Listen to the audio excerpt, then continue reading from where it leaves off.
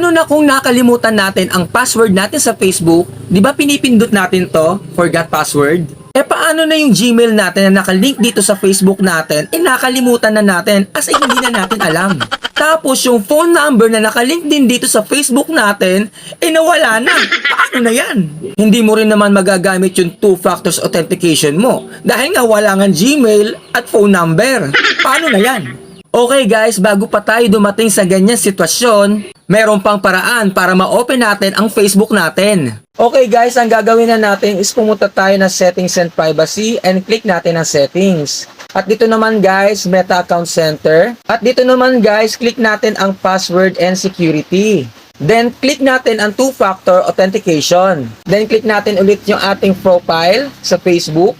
So dito naman guys, yung two-factor authentication ko dahil nakalink na siya, yung additional method is lalabas na dito. So click lang natin to guys. Tapos i-click na natin tong recovery code.